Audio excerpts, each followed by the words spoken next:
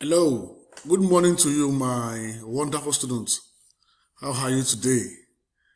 I believe you're fine and you are doing well. It's a pleasure to be here again this morning to interact with you on this platform. I'm excited you are learning meaningfully, and at the end of the whole thing, you'll come out better. Thank you for listening to my previous classes.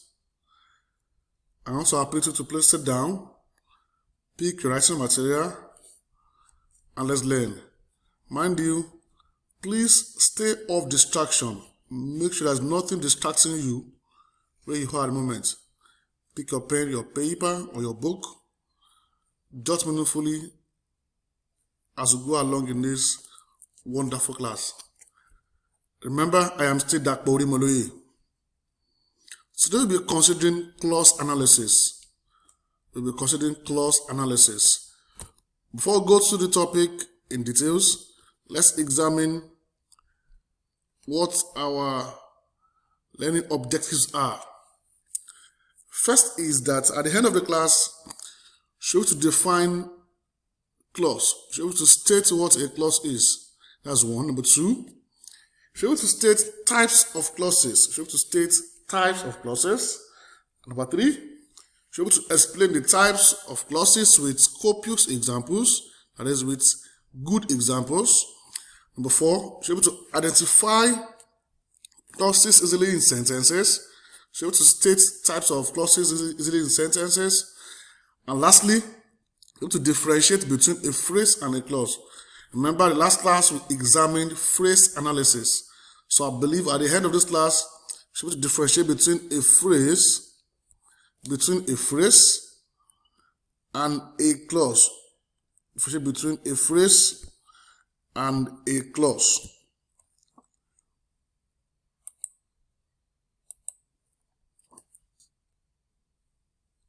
Let's move on. Let's attempt the correction to our last assignment. The last assignment. The last class I gave out 7 sentences. I underlined some phrases in them and I told you to tell me the types of the phrases underlined in them. The black Italian bag was bought by me. I underlined black Italian. Black Italian.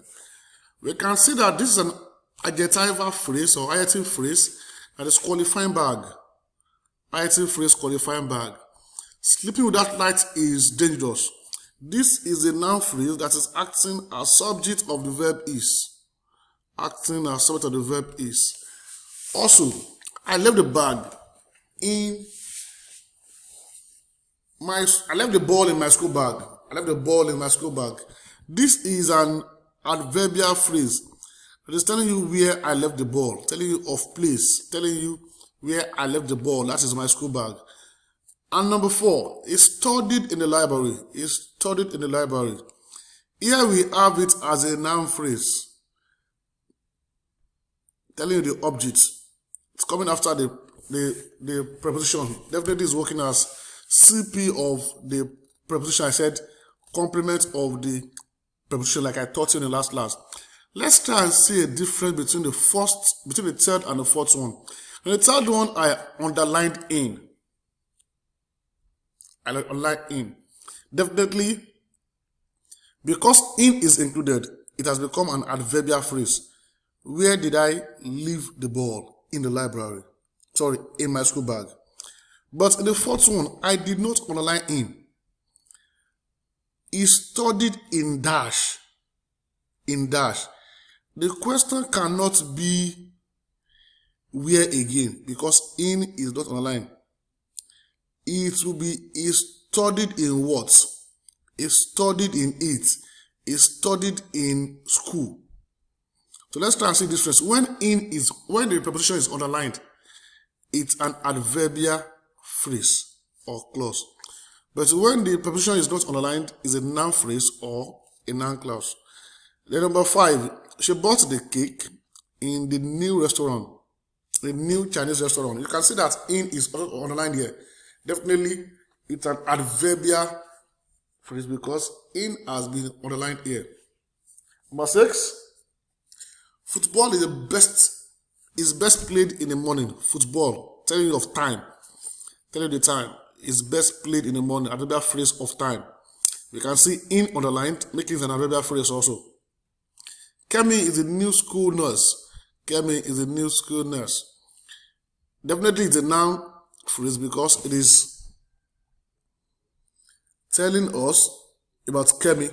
I told you, when the subject is the same thing as a noun phrase, that is a noun phrase working as subject complement, complementing the subject. Complementing the subject. Thank you for your time. I'm sure some people got 7-7. Any 7-7? Okay, Tunji and Tolu got 7-7. Others, you can do better next time, please. Let's try and buckle down and study more so that we can always do well in our assignments and assessment. We moved to a brief revision of last class. A brief revision. Last class I said the phrase is a group of words that stand together as a unit or as part of a clause or sentence. And mind you, I told you that a phrase cannot have meaning on its own. It can only stand together as a grammatical unit. I gave you examples. I mentioned the noun phrase, which plays the role of a noun in a sentence. That is, it has a modifier before or after it. And I mentioned adverbia, which I said performs the function of an adverb in a sentence. It modifies an adjective, a verb, or another adverb. Then I said an adjectival phrase functions as an adjective in a sentence. That is, an adjectival phrase qualifies a noun or a pronoun. These are what I mentioned last week, and I believe you should remember them in details. To what we have for today. Okay, we later went to the functions of nouns. You can see the functions here. I won't go to details. I call this SV. I told you SV. I gave a shortened form. I call this OV then.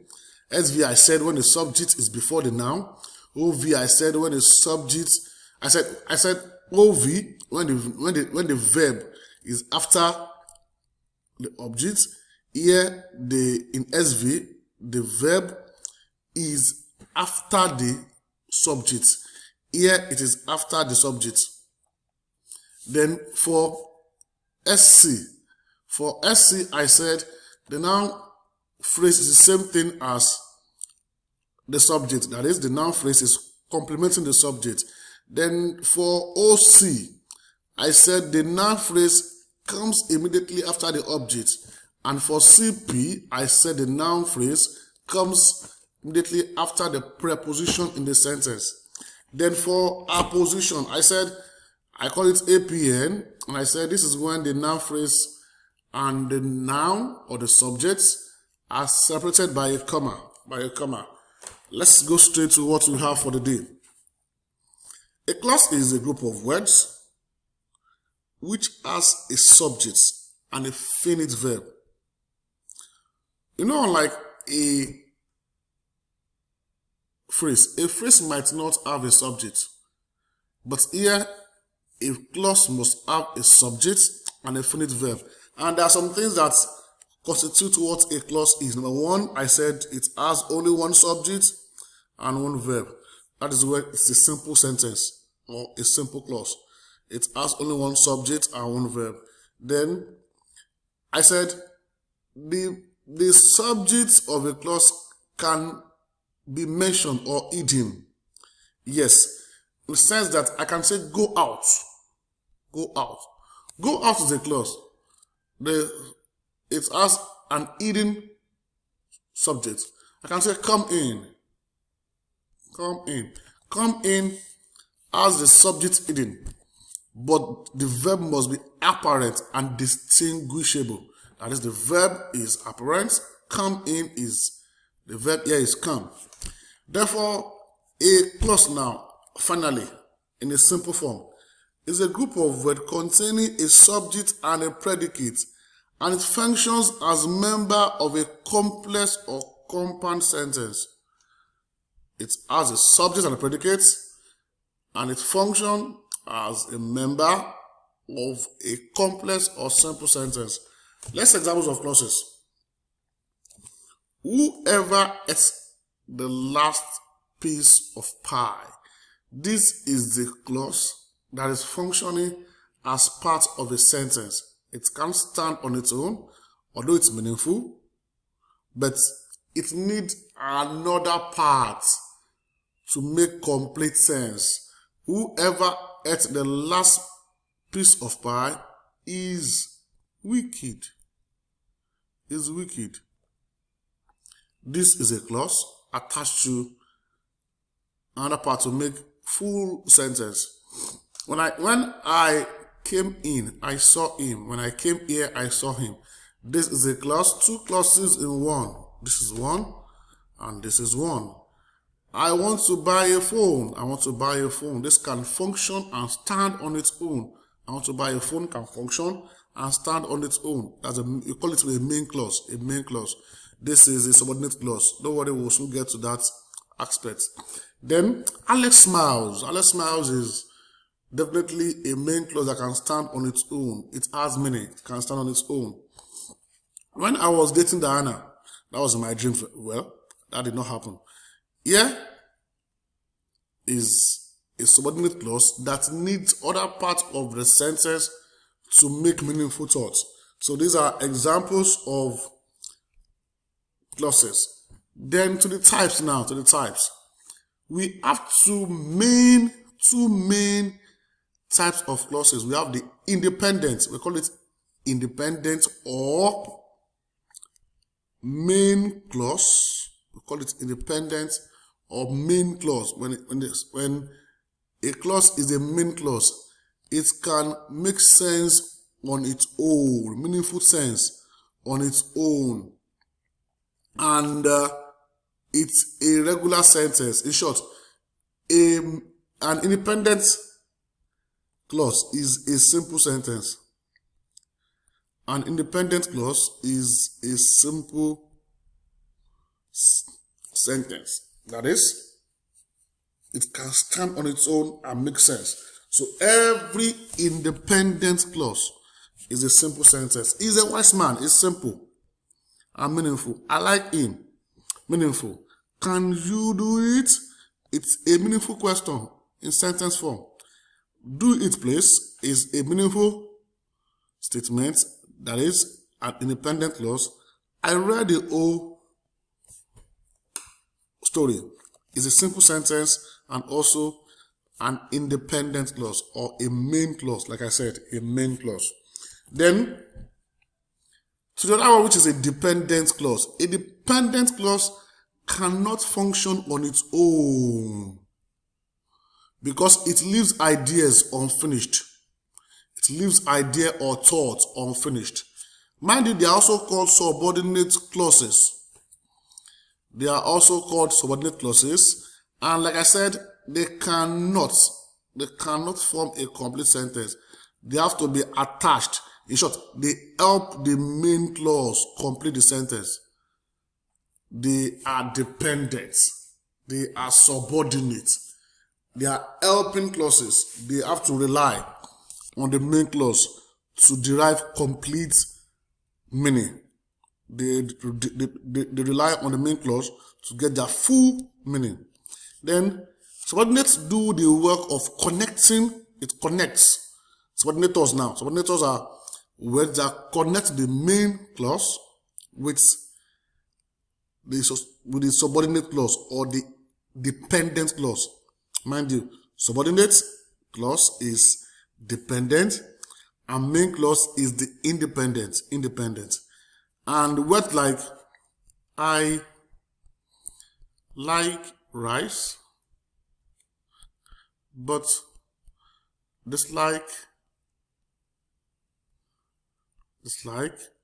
beans. But here is the subordinator. This is connecting this to this. Or I saw Kemi when I went out. I saw Kemi is a main clause on its own. When I went out is a subordinate clause, and this is the subordinator joining I saw Kemi to the other part of the sentence. And immediately I have this in the front, this becomes a subordinate clause. But let's assume I remove when. I'm going to have I saw Kemi, I went out. They can't have meanings like that except they are joined with this subordinator, which is when. Then let's see examples of dependent clause. You see examples. Like I told you, they can't stand on their own. When I was dating Diana, I had an accident. That must have been a bad date. You can see here, it has to be joined. It was joined to this to make meaning. I know the man who stole the watch. I know the man. This I know the man is an independent clause. But I have to attach this to it for it to have meaning. To have full meaning, rather, full meaning. I can say I know the man. But we are confused about which man. But with this, we know the man I'm talking about with this. He bought a car which was too expensive. This is a dependent clause helping the independent clause. I know that it cannot do it. I know it's okay on its own. I know it's independent. But dependent is that it can do it is independent. It doesn't know is a main clause. Yes, an independent clause. But with this, we know more about the sentence. So in short, let's try and get this right. An independent clause can perform and function on its own without the help of the subordinate or dependent clause, while a dependent or a subordinate clause cannot function on its own. It has to rely on the main clause. It must be attached to the main clause to function on its own. Then for the dependent clause,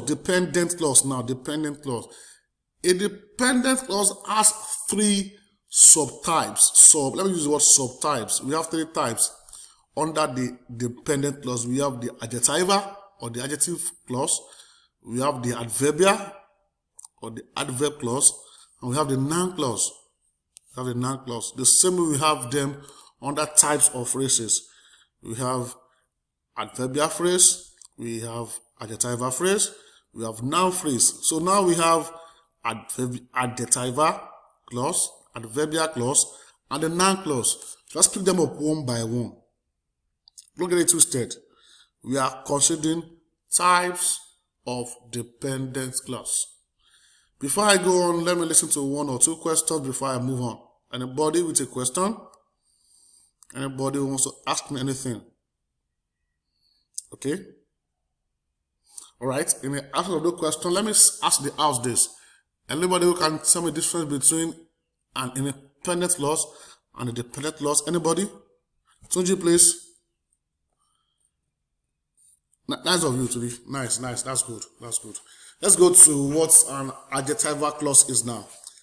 An adjective clause is the same thing as an adjective clause. I said it before, as an adjective clause. And what it does is very simple.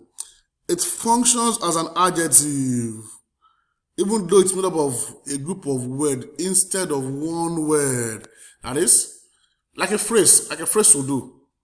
This will function as an adjective, though it is not made up of a word. That is, it has more than two words. It has two or more words in it. And the function is simple. It modifies or qualifies a noun or a pronoun. It qualifies or modifies a noun or a pronoun. And to best know what an adjective clause is, they are introduced by relative pronouns. Adjective clause are best identified because they are introduced by relative, all these relative pronouns. They introduce adjective clause. I love the book. that Jide is reading. Look at this. I love the book that Jide is reading. Here I have that Jide is reading as my IELTS clause. This is telling me more about the book. Which book do I like or do I love that Jide is reading?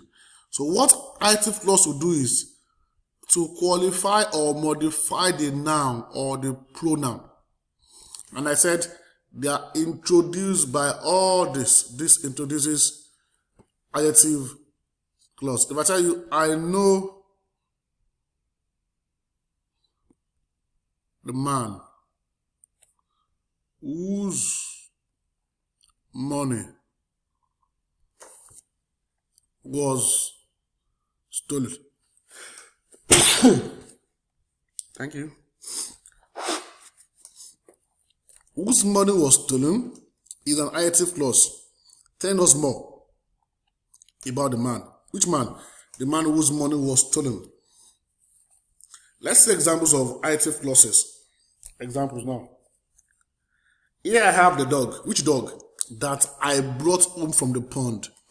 This is qualifying the noun dog.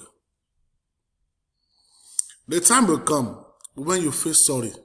Which time? When you feel sorry. This is qualifying the noun time. The smart teenager. Which teenager? Whose parents are my neighbor? The ones whose parents are my neighbor. In short, it's qualifying the noun teenager. Then I have the used car, which my father bought last week. Which of the used cars? Which of them? The one my father bought last week. Definitely qualifying the noun car. Then the last one is the reason that. Which reason? That this is the adjective clause qualifying the noun reason. If you see, there's one thing constant about adjective clauses. They stay very close to the nouns they are qualifying. You can see dog here, very close to it. Time, close to it. Teenager, close to it. Car, close to it. Reason, close to it. So, like I said, they are introduced by this. You can see all my examples. They have relative pronouns in them, and they stay close to the noun or pronoun they are qualifying. Next is the adjective clause. This is elaborate. It says that it works in different forms. First is that it functions as an adjective in a sentence. It does the work of an adjective in a sentence. That is, it modifies a verb, modifies an adjective, and modifies another adverb. And I said it plays a role, and the major role is to modify a verb, an adjective, and another adverb. From my examples, you will see Jennifer scrub the bathtub. Till when? Till when? It's describing the extent of the scrubbing. Describing, that is modifying the verb. You can see it's pointing to the verb here, to the verb. The dog started chasing my car once they saw it on the corner. When did the dog start chasing? When did this action start happening? This action started. When did it happen? When? This is an adverbial phrase discussing time when it started chasing my car. Then, this also, after having my wisdom teeth out, I had a milkshake for dinner. When did this happen? When did I have this? When did this happen? After. This is telling you about this action. When this action happened. So it's an adjective clause. Adverbial clause of time, telling you about time rather, about time. Then we have types of adverbial clauses, types. This will tell you about time. It answers when. The first one answers when. When you can see, when this action happened, when did the king go into the same box? The king and the pawn go into the same box. After. You see, mostly they use after, when, and as soon as. You can see what they use to show time. To show time. These ones will tell you about time. About time. Then I stopped believing in Santa Claus. When did I stop believing in Santa Claus? When my mother took me to see him. And it has, this is funny. How can Santa ask for your autograph? Then as soon as you trust yourself, what will happen? This will happen. You will. Then the next thing is another clause of place. Another clause of place. Of place tells you about the venue. And things like this, anywhere, wherever, they pinpoint them. Anywhere the struggle is great, this is the adverbial here. The level of ingenuity and inventiveness is high. This is telling you what happens when this is happening, the place. Then, I am not afraid of the pen, the scaffold, or the sword. I will tell you the truth. Where will you tell you the truth? Where will you tell you the truth? Where will you tell you the truth? Wherever I please, that's where I will tell you the truth. I know the place. Which place do you know? Where Moses was buried. So let's try and note the difference between time and place. Then we also have that of manner. That tells you how something is done. How. It answers the question how. And look at these words that link them up. Like, he act like. How does he act? Like it's a joke. How does he act? How does he talk? He talks to me the way the teacher talks to naughty children. How? How do I feel? I feel as young as I ever did. And you can see the words that indicate them. Then we have that of reason, which tells us why. It tells us why. And you can see the words that indicate them that this is an adverb of reason. I don't have a bank. Why? Because I don't know my mother's maiden name. That's why I don't have a bank. The man lost his purse. Why? Because he was careless. You are incomparable. Why? Since you are not like no other being ever created since the beginning of time. This will tell you reason. And you can see the indicators. Then we have the adverb of condition. This is always with if and unless. If and unless. It will state the condition to be met before something can happen. It states condition to be met before something can happen. When will you change? If I will change if the fact does not fit the theory, that is when I will change. Then the catastrophe. Why will it happen? If it will happen, if it made any sense. Then why will this happen? If you can see constantly if and unless indicates the type of adverbial clause here as being of condition. Then we have that of degree or comparison. And we have, you've seen as if, as so as the words that show up to tell you that this is an adverbial clause of comparison. As tall as she thinks she is a L better than some of the a hell better than. I want to say something here before we go on. The last one, which is concession. This one will tell you about it offers contrasts in ideas.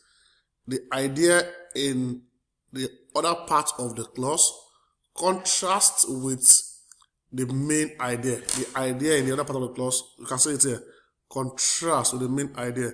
Although golf was originally said to the wealthy, overweight Protestants today, it's open to anybody who owns idiot clothing. Let me say this to cut this part short. In exams, before I go to this, in exams, because our time is fast spent, in exams, nobody wants to know the type of adverbial clause or phrase you are writing. I believe to myself. Nobody wants to know the type of adverbial phrase or clause that you are writing. Simply put your answer as adverbial phrase or clause. Don't put the type there.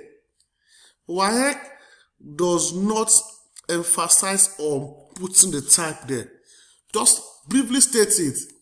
Adverbial phrase. Simple. Adverbial clause. Any function. It modifies the noun went. Don't put the type there. Nobody is asking for that. Then to the last part of types of dependent clauses now. You have the noun clause. This is elaborate and we'll be considering the other part of this in next class. It's a clause that does the role of a noun. It performs the role of a noun. And remember that a noun names a person, place, ideas, things. Then noun can function in many ways as subject, direct object, indirect object, object of preposition, like I told you in the phrases. Yes, in the phrases, I mentioned the types of their functions in the phrases. Then also in predicate nominatives. Nouns can function in many ways. But for this class, let's see first what a noun is. Please tell me who. Here is a noun clause that is coming after the object me. It's coming after the object me. Mind you, let me correct this. This is not the object. This is an indirect subject. So it's coming after the indirect subject, which means it's a direct object. Then whoever is the last one to leave turns off the light. This is a noun phrase, a noun clause coming before a verb. Then the boy with the red shirt is who? Is who I want on my team, the person I want on my team. Let me state something about noun clauses. You can replace a noun clause. You can replace most noun clauses with a noun or a pronoun in the sentence. I can replace everything here, whoever is the last to leave, with a noun. I can say, it turns off the light. I can say, Jude turns off the light. Then here also, I can replace everything here with a noun, a pronoun. I can tell you, the boy with the red shirt is me, a pronoun. That's a pronoun. Or is Jude, that's a noun. So let's try and note that about noun phrases. They can be replaced with a noun or a pronoun. Then, in conclusion, I'll say this. Like I said, a clause must contain a subject and a verb. That's one, and it can function as part of a complex or a compound sentence. Then, an independent clause, we have two types of clauses, two types. An independent and a dependent. An independent can function on its own, can work on its own. Like I said, is a regular sentence or a simple sentence, while a dependent is attached to the other part of the sentence to make sense. Independent has to do with a subordinate clause that cannot work on its own except it is attached to other part of the sentence to make sense. And for your references, let me go to the references first before I come to this. Please try and go through these materials. These materials will help a lot in understanding better the topic. I would advise you, please, before this class, go through this material, send me your questions on what I've taught so far so that you can learn more. Then to your assignment now. What you do here is tell me the type of clauses highlighted here, the types of clauses. Thank God I gave you options to them. So please, you pick your answer. The jury believe that the man was guilty. Come when you like. I know the girl who won the prize. He confessed that he was guilty. I know you have great regard for him. Do you think that I'm a fool? Before I die, I want to see Venice. All these sentences, tell me their types. Tell me their types. Don't forget I said this reference material. Go through them so that you can learn more about the topic. Thank you for listening. I appreciate this. See you again next class. God bless you. I love you all.